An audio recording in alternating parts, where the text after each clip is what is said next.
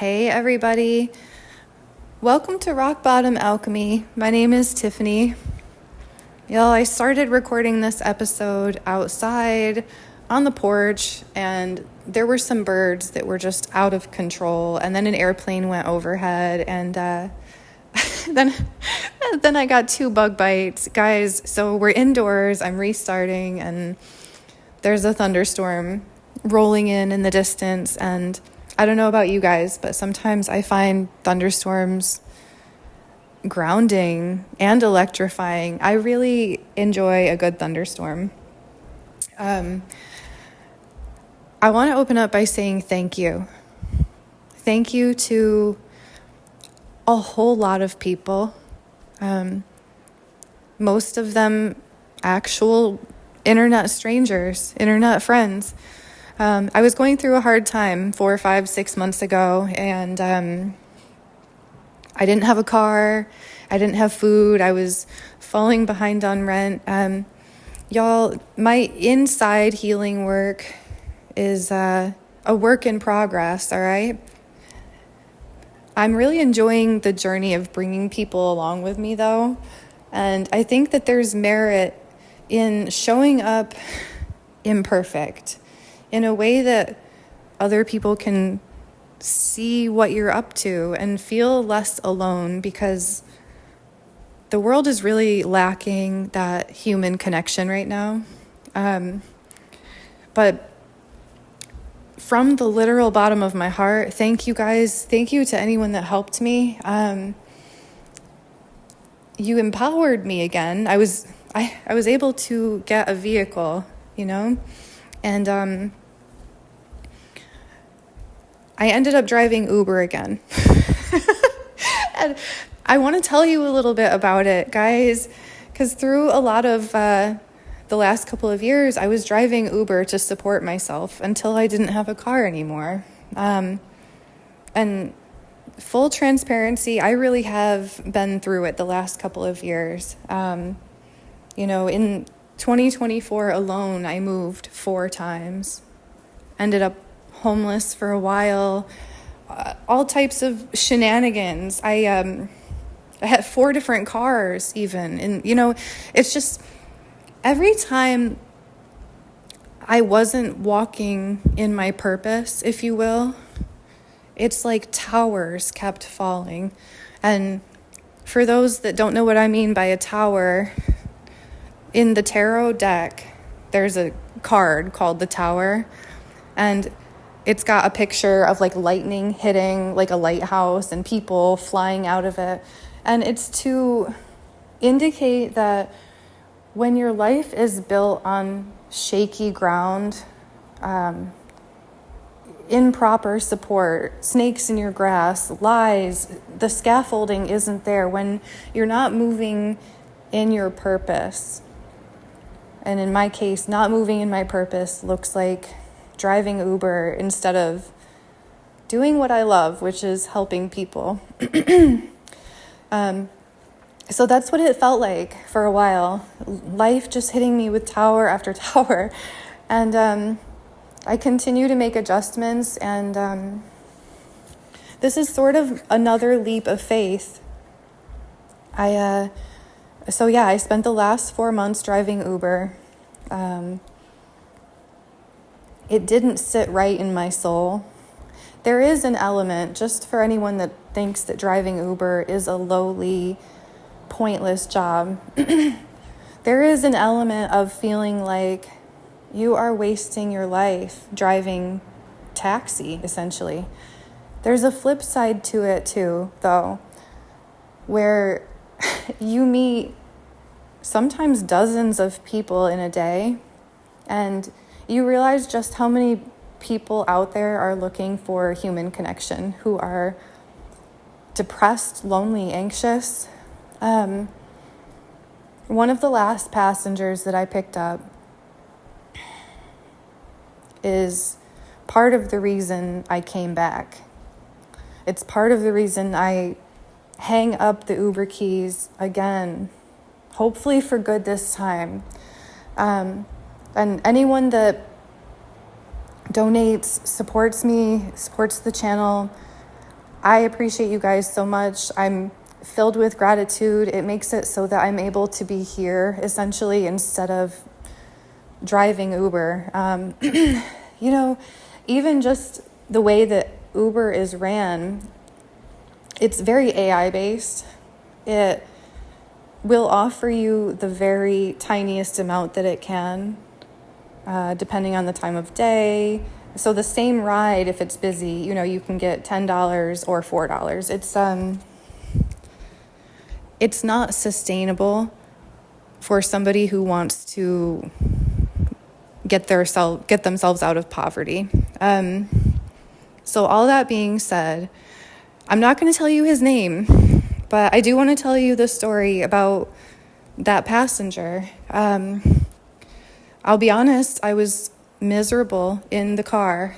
I kept having anxiety, and my definition of anxiety is it comes from our soul when we are not answering the call, when we are not on mission.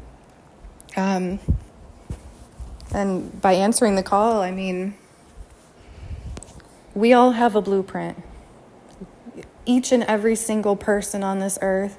This is my view anyway, right? Take what you want, leave the rest. I believe that we all have a divine human blueprint, unique to each and every single one of us. A lot of people believe some version of that, right? If you've heard the concept of looking into your birth chart, your location, where the stars and planets align, at the time of your birth, that is a way of identifying your north node, your south node, the things that drive you, inspire you, the things that you'll be susceptible to falling into, whether that's addictions, codependency, whatever. Everybody has a calling on their life, and your calling is not like anybody else's calling. And I'm gonna explain. I have an analogy for it. There's like a whole separate bit we'll get into about that. But this passenger, right? I had one earbud in. I consider that to be mildly dissociative, actually. If you have to have headphones in to get through your day, I don't think you're doing the thing that you love. I don't think you're in the right place. We are either creating or we are consuming. And I've had a lot of earbuds in my life, specifically the last few years. And I found that I cannot create while I am listening to something. I am essentially a zombie, right?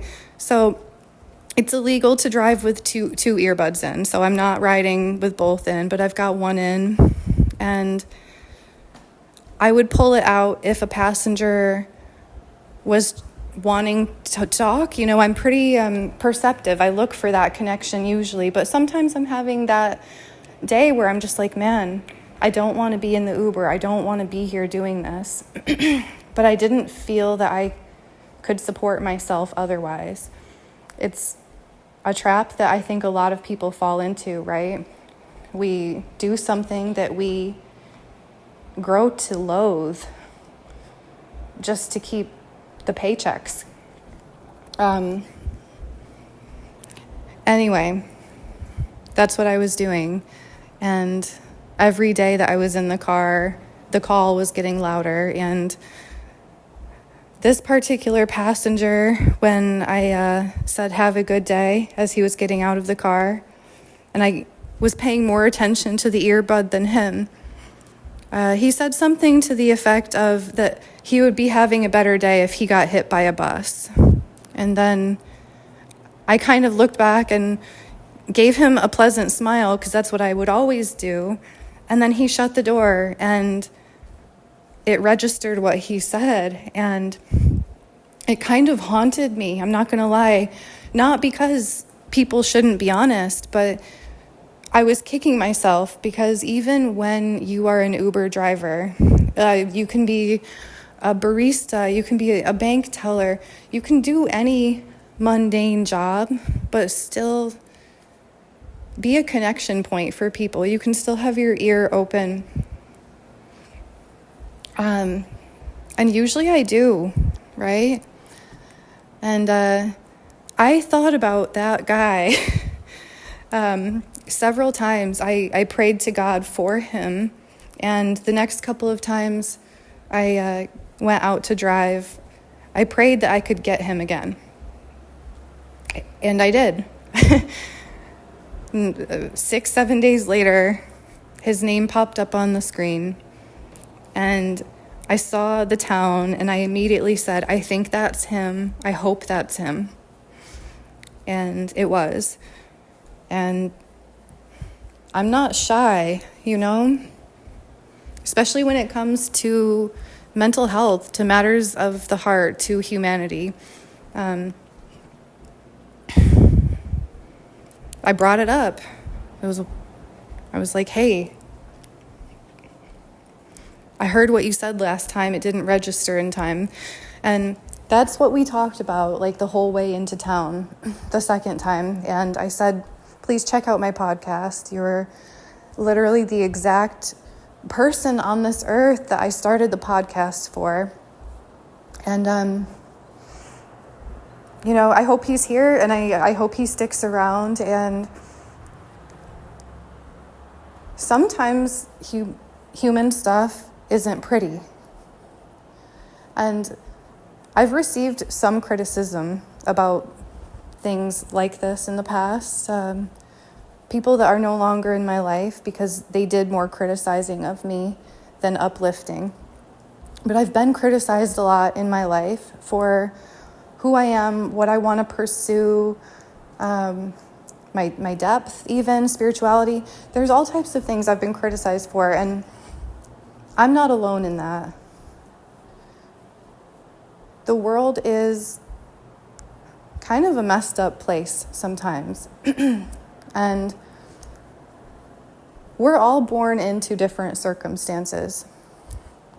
So along with the fact that each and every one of us have our own blueprint, if you will, our thumbprint, our essence, what would light us up, how we would like to contribute to the world, we all also grow up in extremely different circumstances in every way, right? Educationally, the mindset that our parents instill in us, whether or not there's both parents, if there's addictions.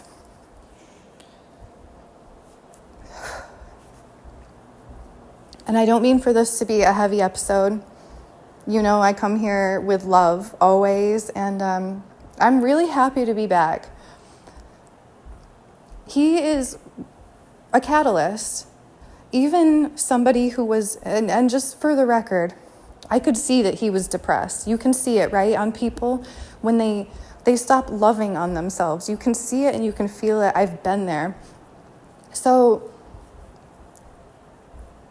I feel like a particular draw to people who are hurting, because you don't know what somebody's been through. You couldn't walk in their shoes if you tried. And then along with your upbringing, the twists and turns of your life, nobody can map that out. Even if you tried to explain the steps you've taken that landed you into a less than ideal circumstance, it's like it takes more energy from you than it would to just stay quiet. And so I think a lot of people get quiet. They disappear. They give up. And circumstances don't get better when you give up, right? So anyway, if he's out there, I'm seriously, thank you for being the catalyst that brought me back to the podcast. You matter. And stick around, all right? Because that's what we're here for, is to alchemize the hard stuff. it's literally like one step at a time, right? I was really in a dark place a year and a half ago. I've said it before. I can't really convey the depths of it without throwing a bunch of people under the bus, honestly. There was a huge smear campaign. I lost a lot of people in my life. When you hit rock bottom, a lot of people aren't really there for you like you might think they are. In a way, it's the biggest blessing. And if you can look at losses that way, think of it like this. If you were to become a millionaire and you have a list of people that you would definitely bring with you, like if you're a millionaire, if you win the lottery today, who are you going to bring with you? Who's on your list? Mom, dad, siblings, significant other, your friends, your grandma, who is it? You plan on buying people houses, cars, giving them money for their bills. I can't be the only one that daydreams of making it so that I can help others too. You can't help others really unless your own cup is filled. And that's why so many people have that dream of making it big so that they can recover themselves, they can rest, they can have time, freedom, and then they can help others. And,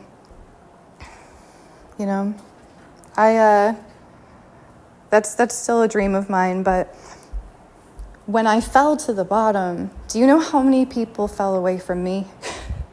How many people turned their backs on me? People that stood with me at my wedding, all right? Gone, all right? These losses hurt, and I could be speaking to any number of people with different losses that you've gone through. Maybe it doesn't look exactly like me, but it's sort of a process of you find the silver lining. It's cliche, cheesy even. You find the silver lining because now you know that those people, had they become millionaires, probably wouldn't have helped you. And you're able to pull that energy back to yourself and create change in your life. To instead of pour into everyone and everything around you, you call that energy back. And you start taking those steps, like one foot in front of the other, to improve your situation. And a year and a half ago, I was in an incredibly low place. I was struggling with weight, with health, with addictions, with vocalizing myself. I was mute. I had been criticized and confused, abused pretty heavily. And I was struggling with speech. And I started journaling more because I was in environments which were confusing. I was being gaslit a lot. The journal entries, when I look back on them now, I kind of grab my chest and I'm like, oh my God. Very few people ever saw me in that state because I was a recluse. I was shut down. And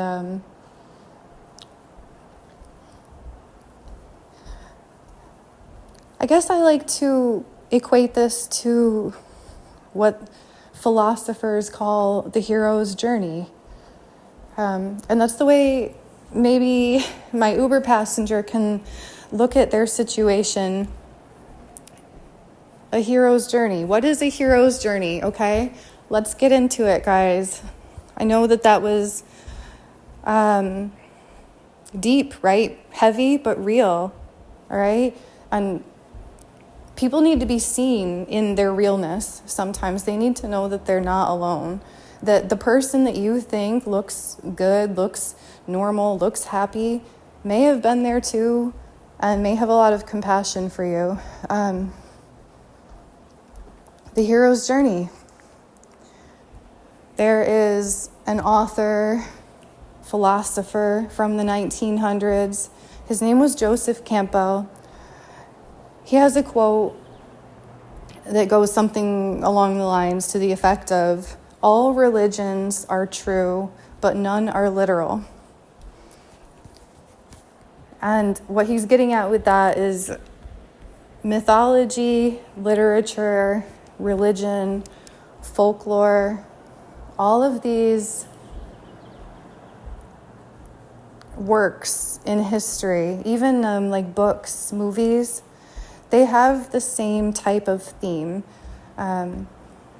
For a good story, there needs to be a protagonist who goes through challenging times, who transcends obstacles, who overcomes adversity to find themselves. Sometimes it's more celebratory, right? Sometimes it's like a culture, a tribal unit. You go through an initiatory process where the boy becomes a man, the girl becomes a woman. But other times, and I think especially in the current Western, fast-paced, somewhat dehumanizing culture, I believe, it looks more like a crash out, a midlife crisis, rock bottom, needing support but not finding it, and feeling like there's no help out there. I myself was not a fan of traditional therapy. It works for some people, but I've seen other people see a therapist for a decade and they're going to therapy, but it doesn't seem to be bringing them profound healing. And I think the point of healing is that a healer is supposed to trigger your own ability to heal yourself, right? That hero's journey, it's about being able to, even if it's inch by inch, pick yourself up by your bootstraps and move forward with what you have. And when Joseph Campbell says, like, all religions are the same, but none are literal, that's because a lot of philosophers arrive at the same points and just use different ways to express it, if that makes sense. You know, they've all got stories. I'm kind of more visual, and maybe I'll share with you guys how I picture religion or spirituality or our souls. Like I said, you don't have to subscribe to what I believe. And I'm always open to interpretation. I really do enjoy constructive conversation where people bounce ideas off from each other. So feel free to leave your opinions, your thoughts in the comments here on the podcast. You can leave comments underneath. And as long as we're not like tearing each other down, I quite enjoy learning to be educated. And I think other people do too. Censorship is really big right now, right? Censorship is so hot. It's happening everywhere. And in the United States of America, of all places, I don't know where you're from, but here in America, at least when I was growing up, the 90s, the 2000s, it was all freedom, freedom, freedom. Our First Amendment is freedom of speech. We're supposed to be able to express ourselves completely. Freedom of the press. That does not exist right now. You go to social media, you have to censor yourself. And that's part of the reason, a big part of the reason I pulled away. I used to have another platform that I put a lot of time and love into. I never created the platform to monetize, right? Initially, I came to social media because I learned about the ingredients in vaccines. And I was like, oh my God, wait, do people know they're injecting aluminum and formaldehyde and dog kidney cells? And do people understand that the things that they're injecting in themselves could be harmful? I've seen it firsthand. It's not something that I just have heard about on the internet. I've experienced it myself, and a loved one was severely injured. They lost their ability to walk after getting one. And yes, it was the one that they tried to mandate on people a few years back. All right? I know somebody who got very ill from that. I spent months advocating for that person in the hospital and in nursing homes. My heart was in the right place, right? So I came to social media kind of not trying to be a social justice warrior, but because I care about people and I was genuinely looking out for them. But the censorship really kind of sucked the wind out of my sails. It's like I kept getting bans, and I'm sure a lot of you guys can relate, right?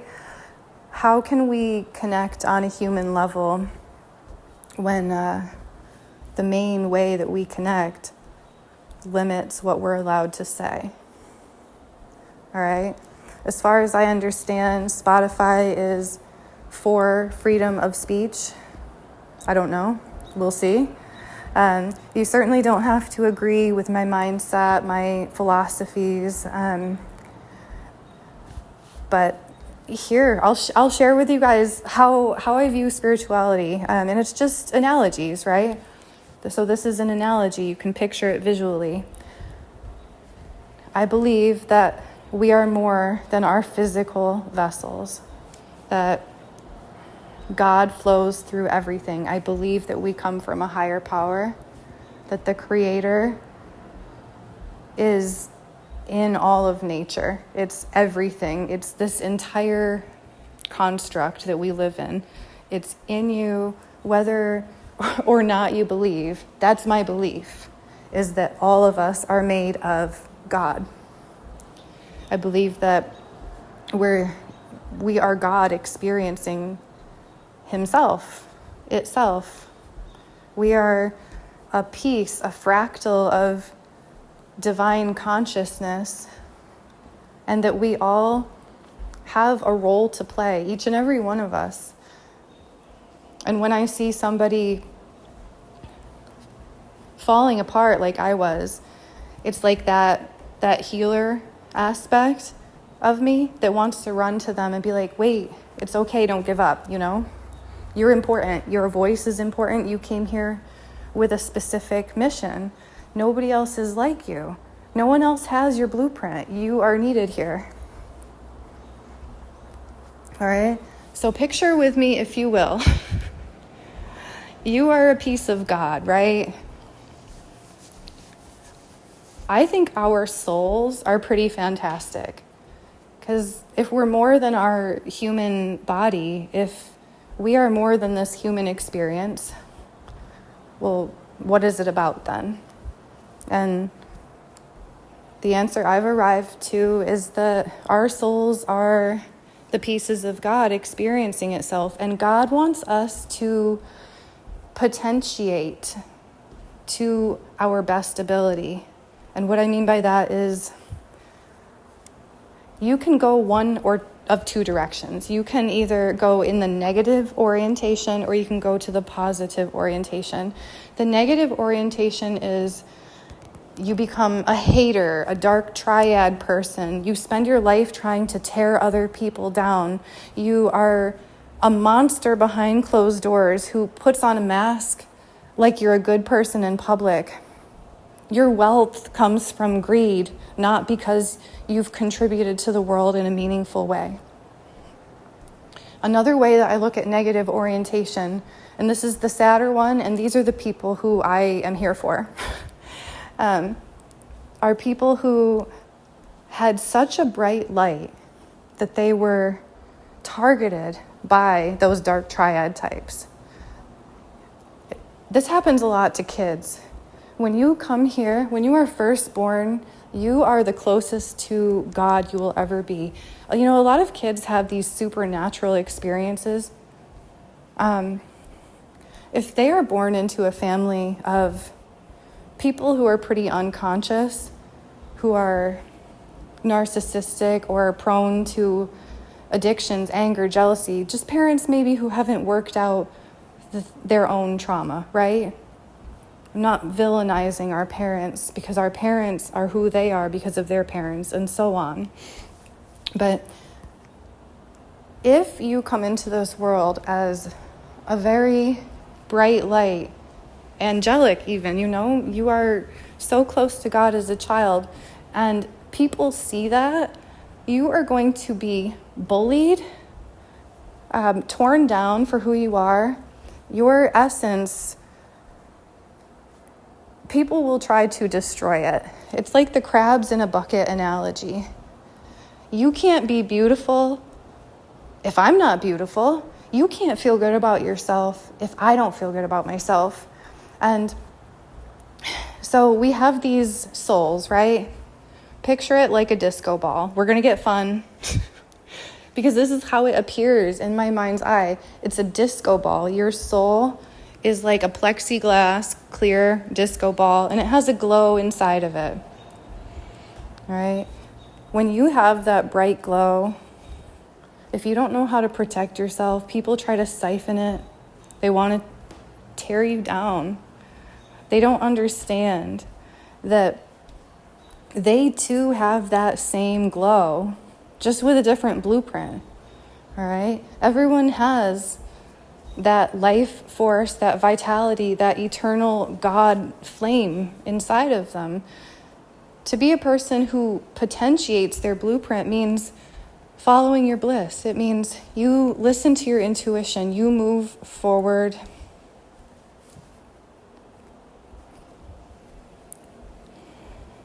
in a way that feels aligned with who you are, not with what the school system says you have to be, not what your parents try to make you be, not what the bullies tried to beat out of you. You know, a lot of times people bully you for what they think is beautiful. Like if you've been torn down as a person, someone makes fun of a feature of yours or an aspect of your personality, it's because you're a mirror. We are all mirrors, and they see something beautiful in you, and they don't think that they have it too, all right? And maybe their path looks a little different, but instead of following their own path, they seek to destroy the path of others. So anyway, you've got a soul. It's in your disco ball.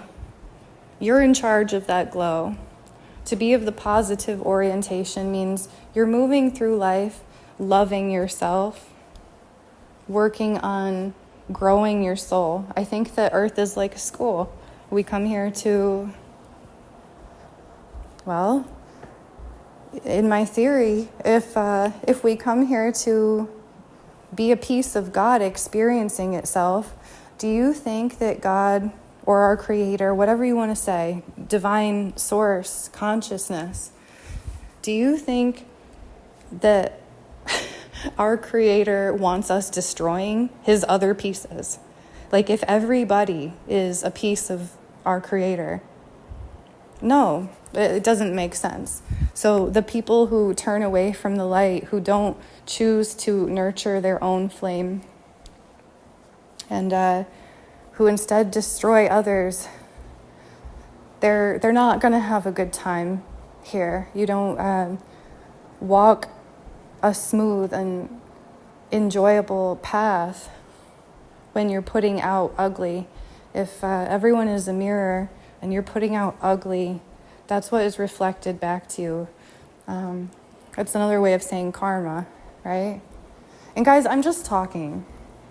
You know, when I go to record a podcast, I start thinking about, well, how do I want to start it? And how do I want it to end? Like, what's the message? What's the point? But I'm not so much of a linear thinker, right? I think in spirals. Sometimes I get back to the original point, sometimes I don't. And we have a lot of people who have been through severe trauma in the world at this point. We have a lot of neurospicy people out there, autistic people, people whose brains work differently. And I think it's important to make space for the way that we all show up in our own way, even if the way that you're showing up is less than or different than how you were designed to, due to trauma that you've been through, if that makes sense. Like, if the way that I show up now is in a spiral, then I'm going to make space for myself to do that instead of beat myself down. It's like a perfectionism thing, you guys. There's a lot of pressure on us to show up like in this rigid construct, like a robot where we fit in perfectly, where we can go be a worker bee under fluorescent lights. And that just doesn't work for everybody. So no matter what your blueprint is, no matter what your ability is, no matter how you think or present, there's a place for you. And I think that's where a lot of people, and even me, I've been lost in that myself. People get lost in the sauce, thinking they're not good enough, thinking they have to hide, thinking they have to work on just a few more things before they come out of their shell because I haven't lost the weight yet, or people don't understand me. I'm misunderstood. You might be misunderstood, but you're still worthy. And, you're the protagonist of your own story, right? If you are a fractal, a fragment, a piece, if you want to subscribe to the Big Bang Theory, like I think in the Kabbalah, they say there was some type of Big Bang, but it still roots back to that everyone is a piece of God. All right? I don't believe that we are just,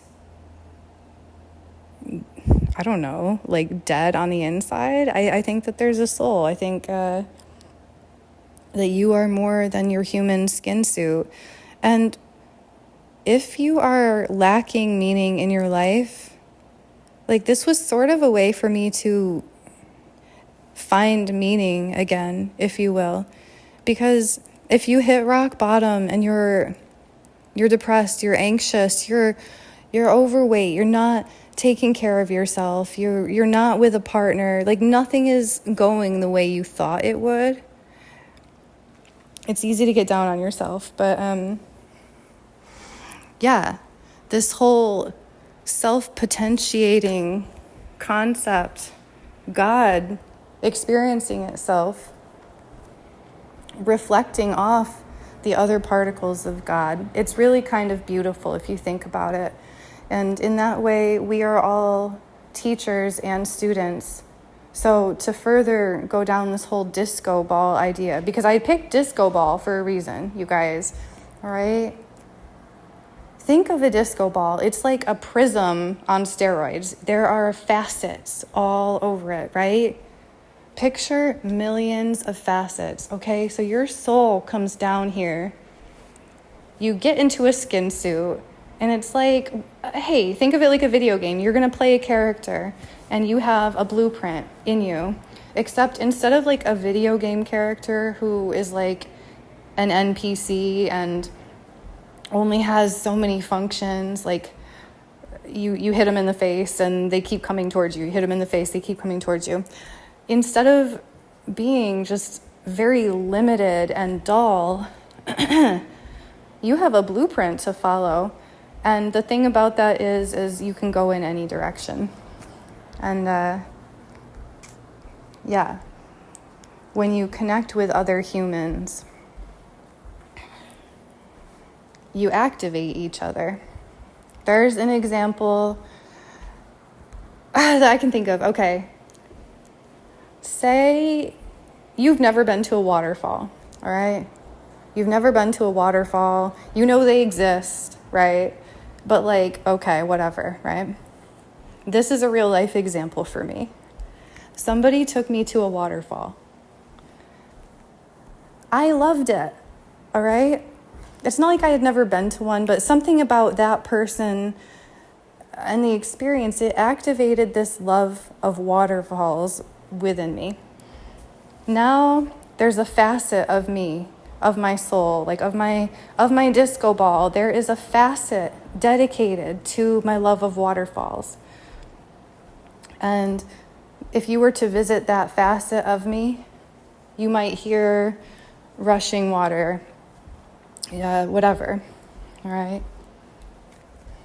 You might have a love for music and someone witnesses it, and then their love for music grows, and suddenly they have this whole trajectory, this path that you've ignited where they explore expressing themselves musically. Maybe somebody you love has an amazing laugh, and you don't laugh like that. You would feel weird, right, if you laughed that loud. But that person laughing so loud and so big, it ignites something in you, and now you have a facet of your personality that allows you to laugh big, and you love that piece about yourself. That's how I picture our soul going through life, collecting experiences. And of course, if you experience something negative, you don't have to hold on to it. I do think that it forms of rock bottom, right? It's because we've been holding on, we've been collecting these negative experiences and not knowing how to shed them. And I'm living, breathing proof that you can. And yeah, so I guess I just wanted to share that with y'all. Like I said, you don't have to subscribe to it, and you can make up your own version, and that's the point of the quote. And I've heard it said by other people. A lot of people subscribe to that a lot of religions point back to the same thing, that people are here on a journey, that people are beholden to or a fractal of something bigger than them, and that we're all interconnected in this journey. And it's really kind of beautiful if you think about it. When you've got people running around trying to hurt you, to knock you off your path, it might work, right, for a little bit, but you always have the choice, the option to overcome. And you will, you can. That is your hero's journey. And maybe you haven't crashed out at some awful rock bottom, but you don't have to have an amazing journey, you know? This is just giving people hope that it is a slingshot. Rock bottom is beautiful when you use it as a catalyst. But if you've never experienced, extreme, awful circumstances, that's cool. You still have a soul to potentiate too. And you can take it in a number of directions, right? But the point is to do it for you, to understand that you are a unique individual and meant to live a life that no one else understands because they can't possibly. They don't have your unique signature. They didn't have your unique experiences. That which we are meant to bring to the world, we need to be brave enough to do that whether or not people are clapping for us, and just trust that what you are contributing is needed here. You might not think you're creative. I didn't think I was creative until I gave myself permission to explore, to try. And so I suppose that is one of my wishes for y'all, is that anyone that's feeling like you want to leave, like you just want to yeet yourself off this planet and you're sick of it. All of it, everything's weighing down on you. If you needed to hear it today, you matter. You are important. You are no less important than me or a millionaire or a billionaire or any of these a-holes that steal our natural resources just to sell them back to us with poison. It's insane. Okay. See, and that would be the rabbit hole that I would get censored for. Anyway, you guys feel free to leave comments below. I really do enjoy discourse and hearing from people. The other platforms I'm on, I have found that they are censorship heavy. And you and I don't have to agree on every single thing for us to be cool with each other. My favorite person on this planet, he's a 90-something-year-old man. He was my neighbor. He's my oldest friend, longest standing friend. He was a teacher, and yesterday was my birthday, and he called me. I don't really care about my birthday anymore, if that makes sense. I've actually had a lot of disappointing birthdays. Probably half of them were just a total bust. He called me yesterday, and it made my entire day, and we really vibed. We were talking about human connection. And where was I going with that, you guys? Oh. Well, you know how it be. My brain goes to sleep sometimes. Yeah. He was talking about the things that he upheld in his classroom, and when he told me the stories, I boiled it down and I said, okay, so essentially you cared about respect and truth. He didn't want to be lied to, and he wanted respect. No one was supposed to swear at each other. And I think that that's all we could ask from another human being is be truthful as you can be, or as truthful as you know to the best of your ability, right? We can all always find a higher truth. It's amazing to continue learning from one another. And be respectful. There's no reason to tear down anybody else's path just because it looks different than yours. That's silly. Every single person is gifted differently. And ultimately, love is the highest vibration. They say authenticity is, but what is authenticity really? Authenticity means showing up as yourself so you can be received as you, not the version of you that's dressed up under a mask,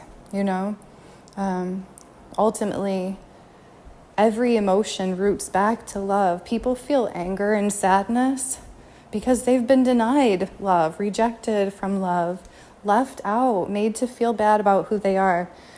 And depending on what you subscribe to, I believe that after the 6th dimension, there is nothing but love.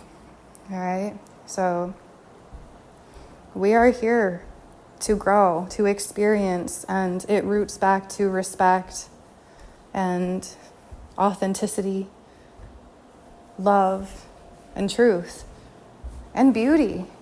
Think about the way that I see this all the time. It's one of my favorite things about being an Uber driver. Beauty is everywhere, all right? But the thing that I notice is that it connects all of us. If there is something that we can all agree on, it's that we like to look at a good sunset. We enjoy looking at things like waterfalls, like flowers. When it was cherry blossom season, I was not the only person pulling over to take selfies, to sniff the tree. People just sitting under the trees. It's like people gravitate towards beauty for a reason. We want to be near it. We want to experience it. And your blueprint, you are meant to be beautiful.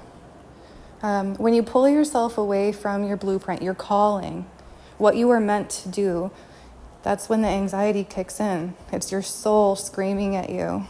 You were meant for more. You're supposed to be doing something. You're not meant to be rotting away in this office. And, that's sort of how we build parallel systems to the ones that are clearly not working. I think we can all look around and see systems failing us and feeling let down by our leaders, and probably a lot of people feeling out of control of fixing the situation. My solution to the fix is to sidestep. All right?